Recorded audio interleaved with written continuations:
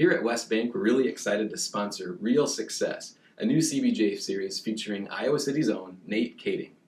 2018 marks West Bank's 125th year of helping business owners and entrepreneurs find their own versions of success, whether that be opening a new store, planning for retirement, or anything in between. Please enjoy this edition of Real Success, hosted by Nate Kaeding, and thanks for watching.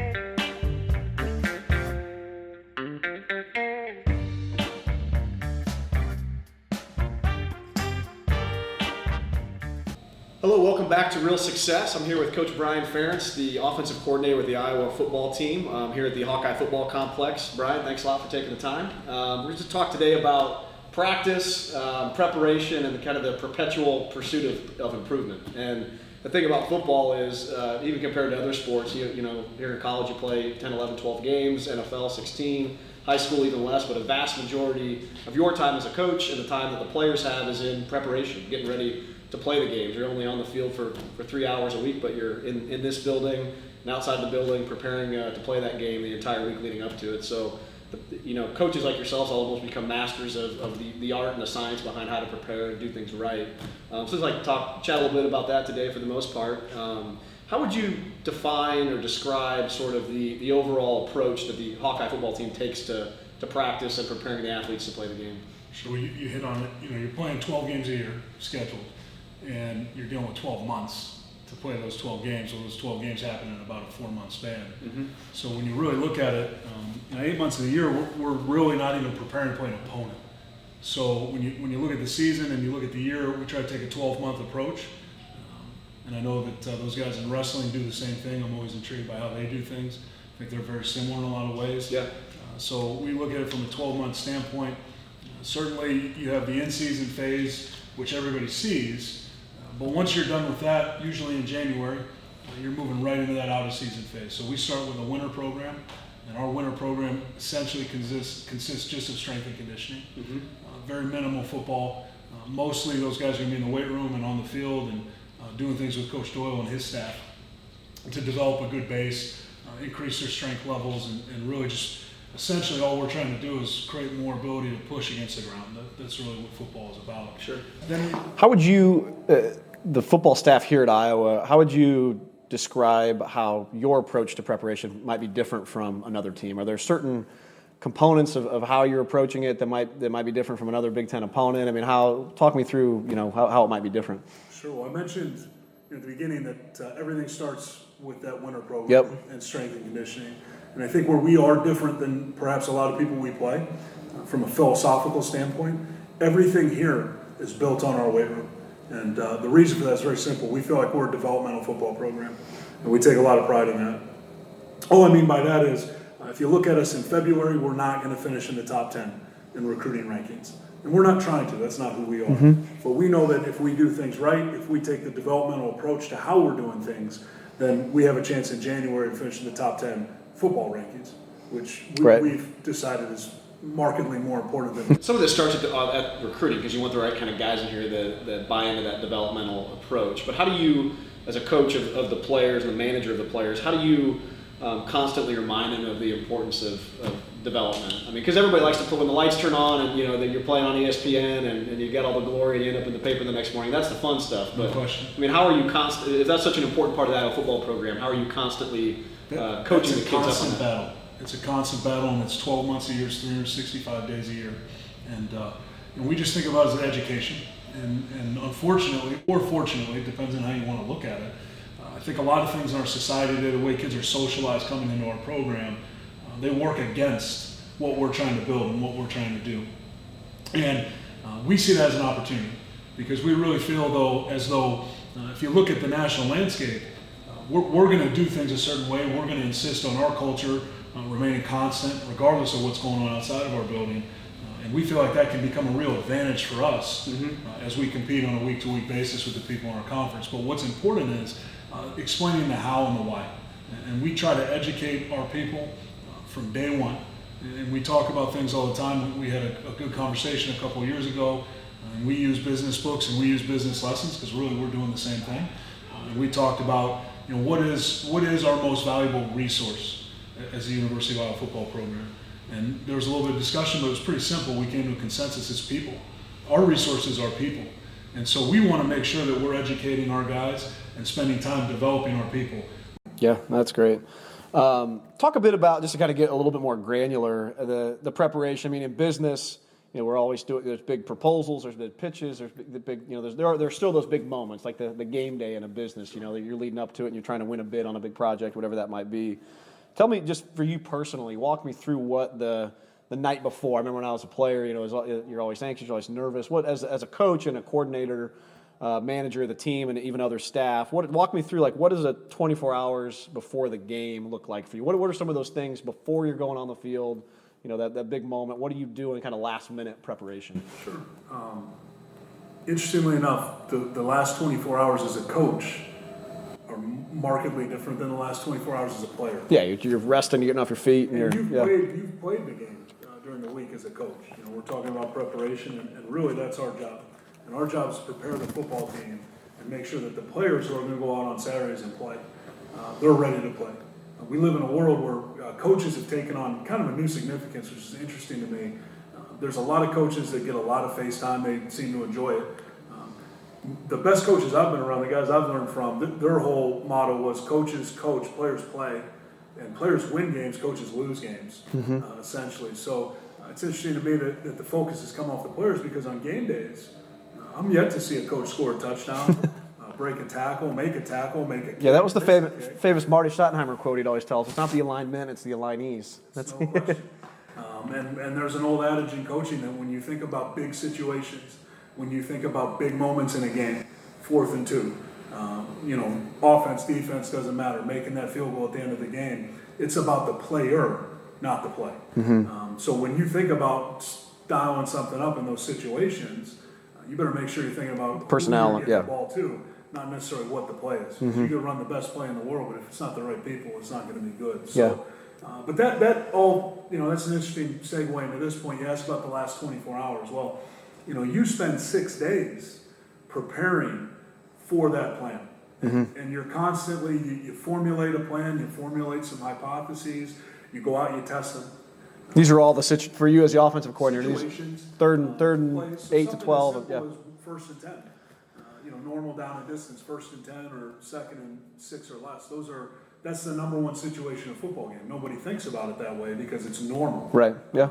But those are going to be the majority of your play calls. Then you're going to have your 3rd downs. You're going to separate those by short yardage. So you're crafting this game plan throughout the week. Those 6. You're going against what you've seen on tape.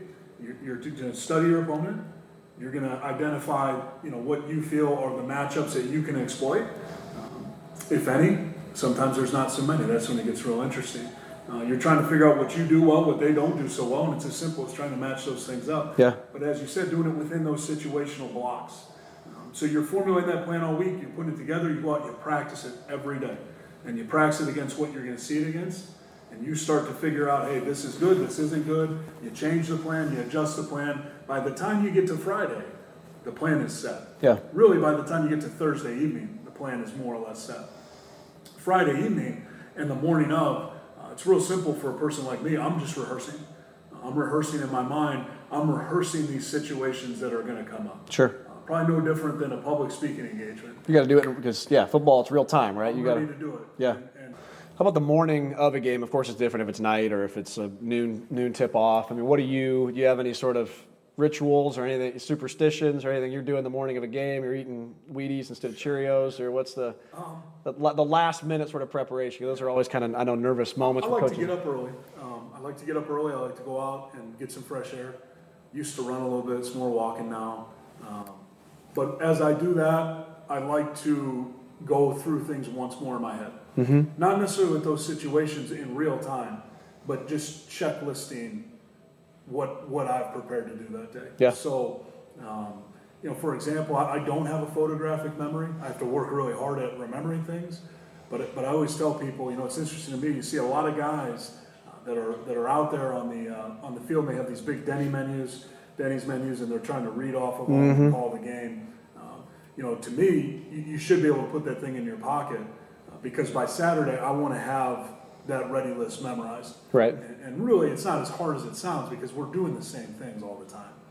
But you want to make sure as I go through that walk and I'm inventorying things in my head and making sure that I have all our situations covered, all our personnel groups. If A happens, we do B. You talk about personnel. That's obviously a big thing on Saturdays. What's our plan when Johnny gets hurt? What's our plan when Jimmy gets hurt? What's our plan if Johnny on their team gets hurt? And, you have to go through those things. I learned that lesson the real hard way. Players are going to get injured. Injuries are going to happen. Bad things are going to happen within the course of the game. If you don't have those contingencies ready to go, and if you haven't made those decisions and thought about those things before the moment happens, you're going to be left with indecision, which is going to lead to losing about 95%. That's the hardest part of coaching. It's great when you lose because it's very easy to move on. It's very difficult when you win a big game or you really feel like you accomplished something because you have to let it go right away. Yeah. You can't let one game beat you twice. That's an old adage. I've seen more teams lose the next week because they came off a big game. And we went through that last year. I think you look at our Ohio State game, we caught them coming off a big win, and they certainly weren't ready to play when they came in here. They paid the price for that. We were. And then you had basically the inverse of that the next week. Absolutely. Coming off a big win, and we went up to Madison, and they were ready for us, and we were not ready to play. Yeah, that's a great point. You're relatively early on in your coaching career, and you have to love practicing and preparing. And I mean, you guys are here in this building a lot. I mean, a lot more than I think a lot of people appreciate and know, either in the off season or during the week, like you just ran through it, watching tape, getting prepared for the next game plan. I mean, what is it what the actual process of preparing, you have to love to be in your position. What do you love the most about that? What is it about, the constant pursuit of improvement that you enjoy the most? I think I enjoy building things, and I'm not going to go out obviously and build a house. I lack those skills, but the process of building a football team or building an offense or watching a play go from you got a bunch of guys that came in here who don't know anything to now we've shown you what we're looking for. Now we've gone out, we've executed. It was poor, but we've just continued to hone this thing down, and all of a sudden we've made 11 guys kind of work in concert, and it looks right, and it's right, and it works. No matter what we see, it has an answer. That process, I just really enjoy. And then the other part of football that I think is a lot of fun is no matter how well you play, whether you're an individual player or a football team, no matter how far you've advanced and how good you've become, you can always be better. And I think that's true of life.